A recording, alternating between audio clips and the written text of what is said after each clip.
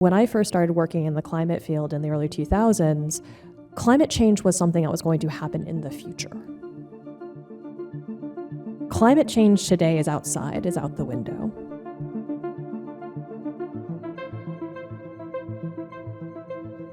So what are the super pollutants? Just to start off, these are many times more powerful than CO2, but these are mostly gases, also black carbon, which is particles, and all of these contribute to climate change. They are, with the exception of nitrous oxide down there, which is long-lived, the rest are all short-lived. So as we heard, if you take action on these, you produce benefits in the near term, which is very complementary to taking action to reduce CO2, which produces climate benefits primarily in the long term. We talk primarily about black carbon, which is the dark particles from incomplete combustion. There are tropospheric ozone is another one, which is one of the main components of smog down here at the surface of our planet, and methane is both a powerful greenhouse gas and one of the key precursors of tropospheric ozone. So it kind of has a double whammy when you emit methane to the atmosphere. Hydrofluorocarbons are part of our remit as well, and we look at those. Those are a little bit distinct in that they don't really have a direct impact on health.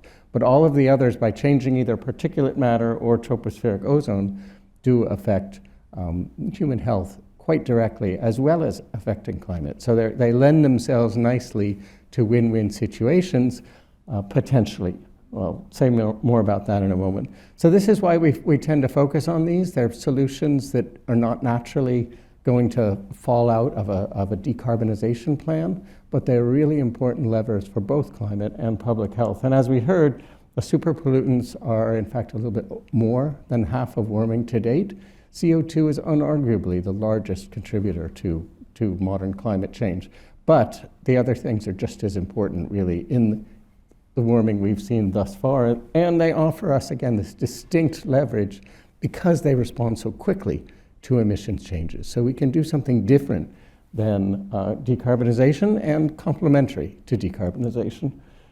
I want to show you a little bit more detail about that last issue and what happens when we focus just on decarbonization. Well, many of you may know that one of the dirtiest, in fact, form of fossil fuel burning in terms of highest CO2 per unit of energy produced is burning coal, right? And coal is a really terrible fuel in many ways. One of the things that it does is produce a lot of sulfur. And so when you shift away from either burning coal or you put a scrubber on the coal-fired power plant, you reduce that sulfur, which means what you do, since the sulfur is reflective, you take that out, you unmask all of the warming really due fundamentally to greenhouse gases, and you actually cause accelerated warming when you impact decarbonization. This is quite likely what's contributed to the acceleration that we believe is going on right now for about the past decade, in part because of things like taking out sulfur out of marine fuels and the very successful Chinese efforts to reduce air pollution. If you look at methane, if you just wait around for and assume that we're going to phase out fossil fuels, methane will go away, you get a nice reduction, but it misses lots of the other sources.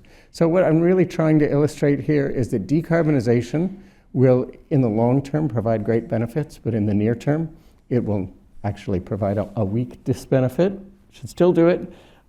If you try to reduce the super pollutants like methane here, and you don't put in special you don't actually pay attention to it, you just assume it will come around from decarbonization, you only get a very small fraction of the total available. If you do them together, then you really start to see great benefits, right? You really reduce that near-term warming, you actually provide a relative cooling much faster. And as we heard, right, you have leverage that's on the order of 4 times the leverage you have for decarbonization in the near term. So this is really a complementary strategy. It's not either or. We really, in fact, have to do this if we want to not only provide benefits for climate in the near term, but actually reduce the disbenefits we're getting otherwise. And we tried to illustrate this in the United States. This is from our last national climate assessment, by showing these quadrants here of different possibilities. And I don't really want to go into all the details, but the point is the upper right quadrant is a win-win situation, something that's great for health and great for air quality, that is, and great for climate, right? Both of these things are great for health.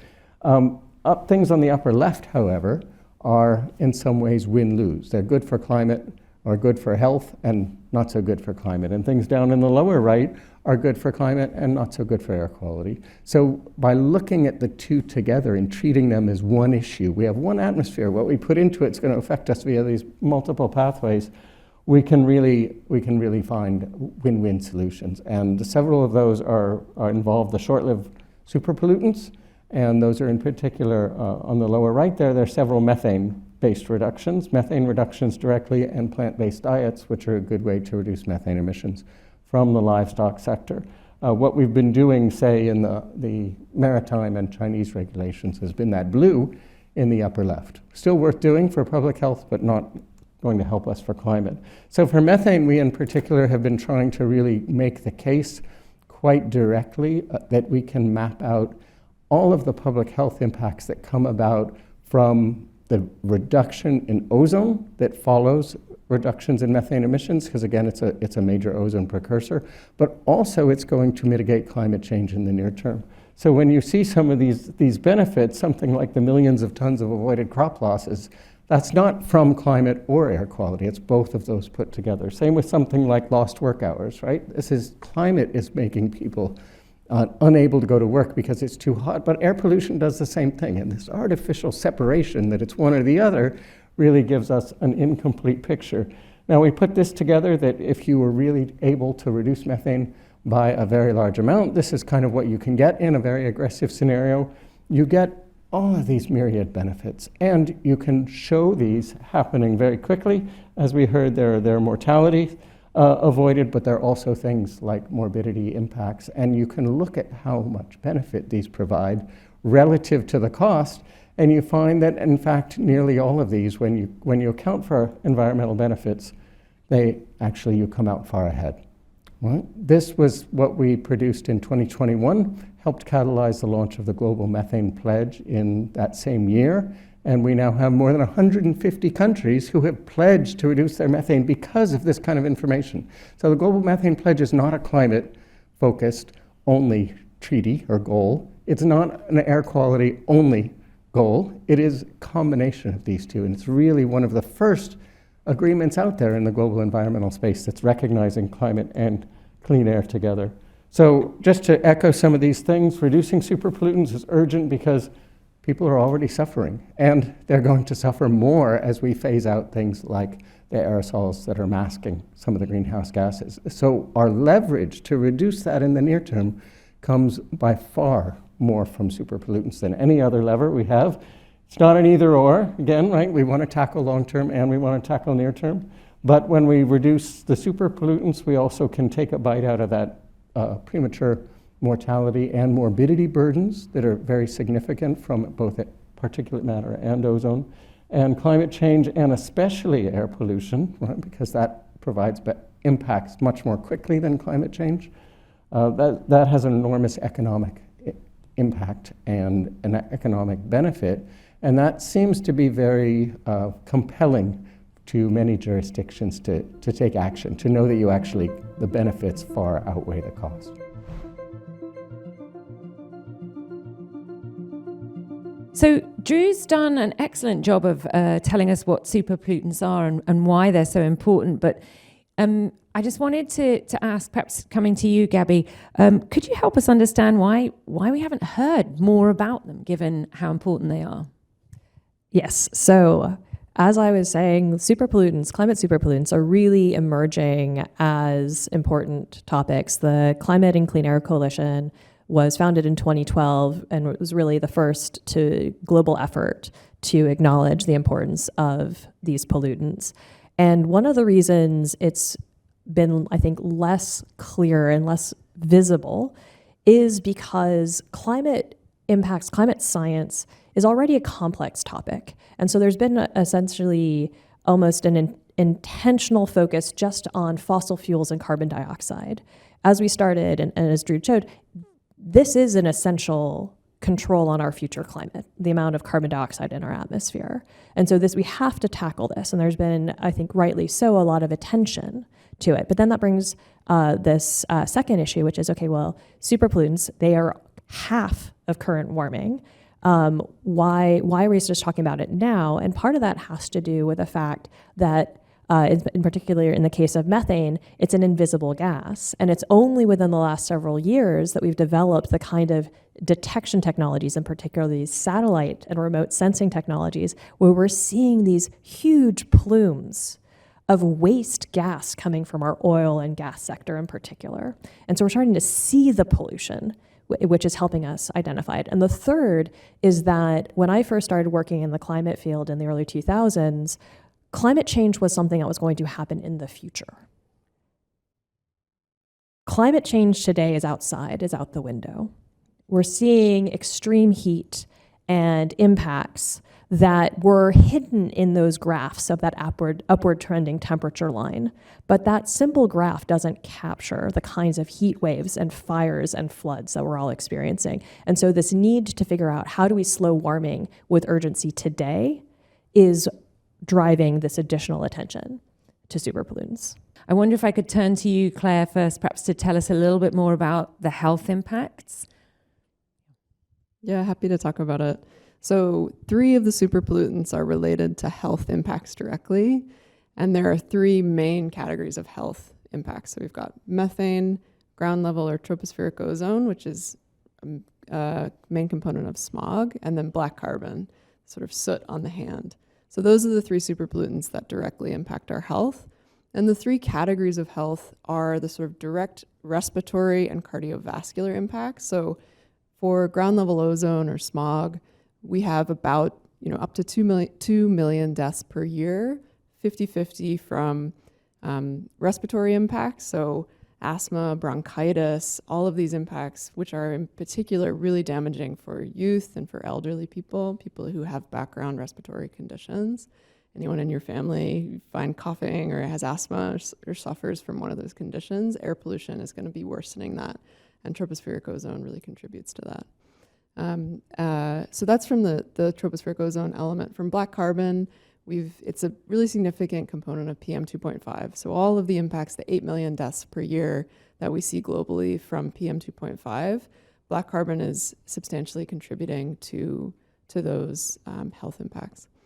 And then the second major direct health impact from super pollutants is from extreme heat. And we've got the global statistics, which we've talked about, but something that's really, really damaging and insidious about ground level ozone is that it also has this really extreme regional and local heat impact. So heat dome effect or very extreme local temperatures are directly a result, in part, from ground level ozone. So we've got not only the global effect, but also the local effect. And then these two together can have even more of an impact on each other, the air pollution and the heat together. We know high temperatures worsens our susceptibility to air pollution. We don't quite really have all of the evidence base to show how they intersect with each other, and it's an area of really important potential future research, but they do relate, and they're gonna relate even more as we've got greater temperatures, greater local temperatures, and greater air pollution potentially. And the third effect, which is kind of even less known, understood, and focused on, is the effect on nutrition. Ground level ozone has really substantial impacts on how plants respirate, how they breathe, and black carbon will deposit on the surface of plants and worsen their ability to take in sunlight. The impacts are actually pretty substantial. So rice, a crop that 4 billion people around the world rely on, we have 4% lower yields of rice every year because of the effects of ground level ozone. For wheat, it's up to 12%. We've got really substantial impacts on soybeans as well. I think that's around 8% if I'm remembering my statistics correctly.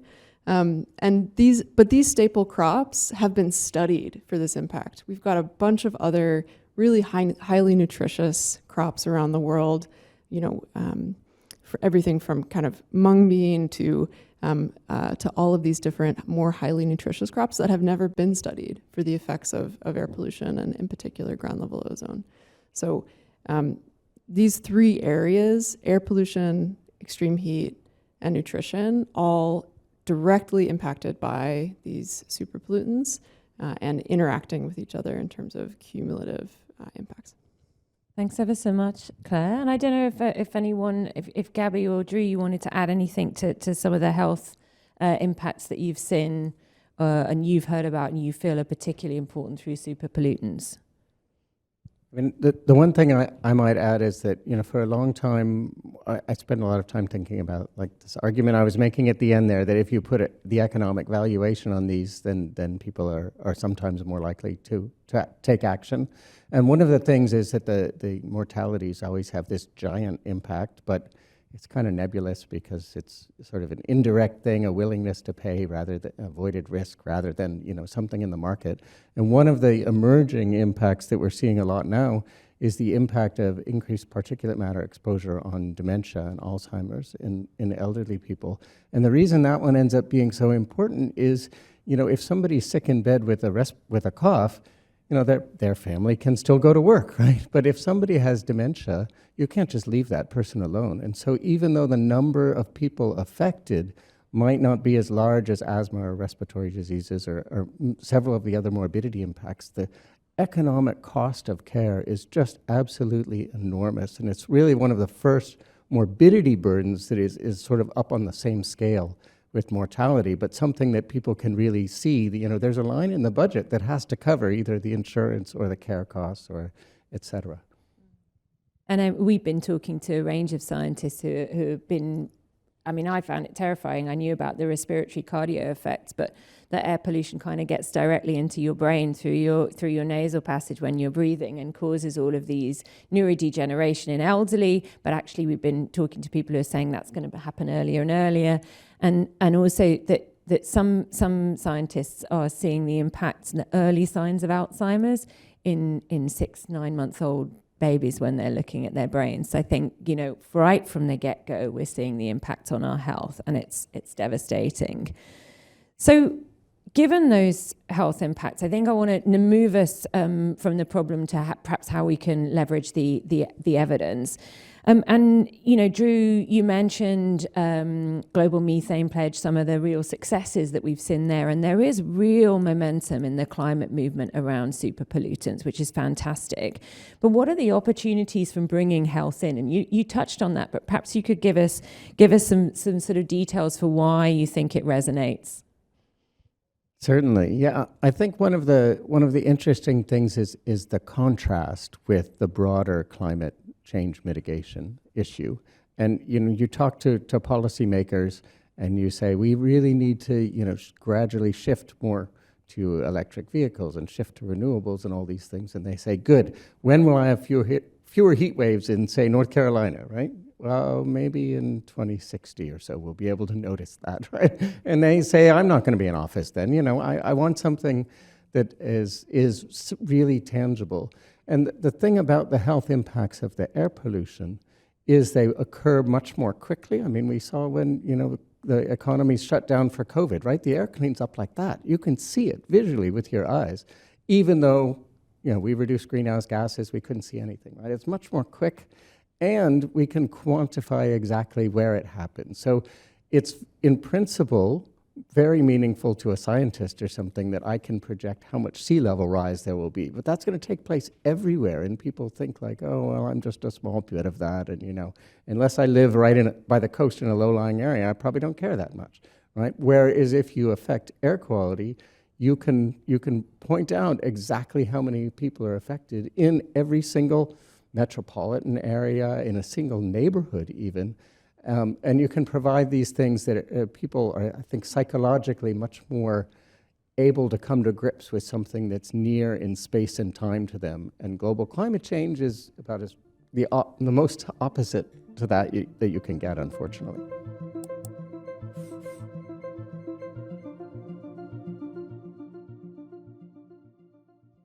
I can jump in on maybe an example for the regions, for the impacts. So there's this great report that comes out on the state of global clean air. And one, it's focusing a lot on PM 2.5 and tropospheric ozone, just from a pollution air quality perspective. And if you look at the mortality related to tropospheric ozone across the world. Greater than, I think it's greater than 50% of the mortality is actually coming in India. Like there's this really substantial impact that is happening in India because of a accumulation of tropospheric ozone. China, there's also really substantial ozone pollution, but it's kind of, there are these hotspots around the world where you can imagine having a concerted national or subnational interventions that could have really substantial kind of impacts on local populations.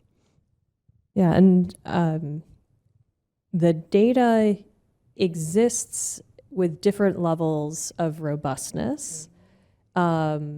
And I think as we talked about some of the lifetime differences, so the hotspots, so black carbon, tropospheric ozone, you're going to see very much those geographic and temporal hotspots. Methane is a little bit different because it has about a 10-year lifetime, so it tends to be well mixed.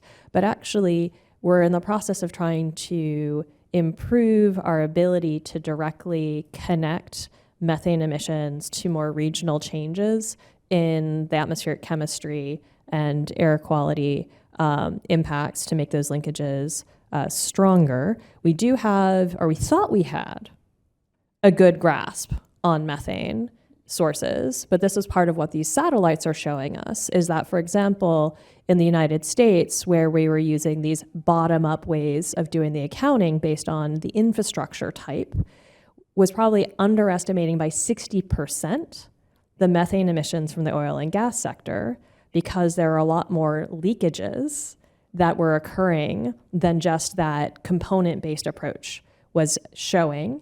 And it was the satellites that really are helping us right now to quantify and better understand what is causing those extra emissions so that they can be fixed. Because as we were talking about the economic case, methane is about 70 to 90% of natural gas. Natural gas is a fuel that is sold and is an asset, and so there is no reason that it should be leaking. So in theory, these companies would benefit by stopping that leaking to be able to sell more gas. But right now, for fiscal reasons, that marginal dollar, they're spending it on more exploration than on fixing the leaks, which tells you something about the role of government needed here. Just very briefly, one other thing is with the black carbon, many of the sources in South Asia seem to have an outsized impact in that they both, since it's absorbing radiation, it's dark, it heats up, it changes the way that atmospheric circulation and rainfall patterns work. And that seems to both can alter the monsoon, which of course is life-giving for billions of people, and there's quite strong emerging evidence that can exacerbate extreme heat. And that's already a region where often you hit temperatures that are pretty close to the physiological limits at which people can still sweat and survive a heat wave. So I think that's been something that's been a challenge thus far to include, but I think it's really starting to come together and could hopefully help those areas to actually take more action, because like Claire said, they suffer kind of a worse burden than almost anywhere in the world at present.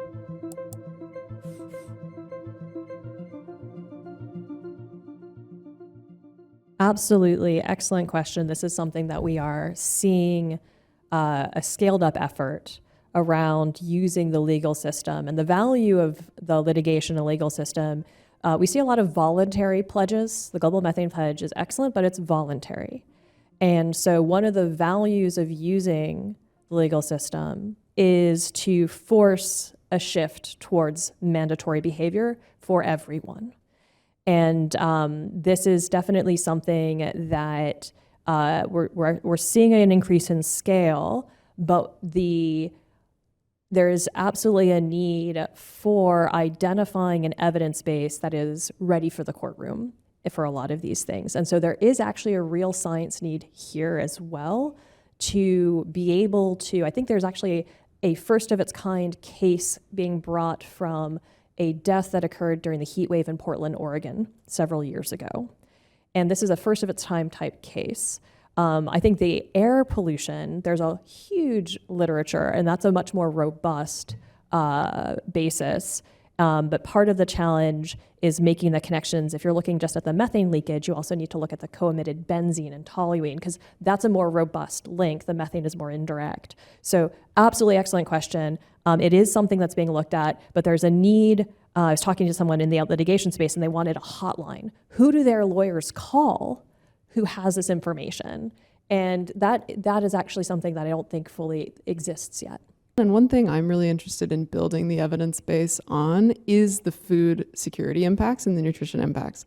We've got cases coming with the health impacts, the direct air pollution health impacts, but I'm interested in, can we build a direct evidence base for, farmland that's next to oil and gas extraction sites and the tropospheric ozone impacts on the yields for the farmers? I think there's interesting and novel ways to link these different sectors that do require and are going to require additional evidence over time. I would just add that in addition to that one, there's from the climate health interactions, we understand the effect of heat much better than the effect of cold. And often the net seems very small, but the cold, we could do with a much greater expansion of the evidence base. And then the other thing is most of the legal efforts thus far rely on CO2, which is a product of actually doing something useful, like burning fossil fuels. And as Gabby was pointing out, methane is not intentionally released, it's accidental along the way. And so you can't just say, oh, we know how many barrels of oil were burned over the last 100 years, therefore we know the CO2, right? So I think it's a higher burden to establish what the actual emissions of black carbon or methane or any of the other tropospheric ozone precursors are than CO2. So a bit of a challenge, but worth pursuing.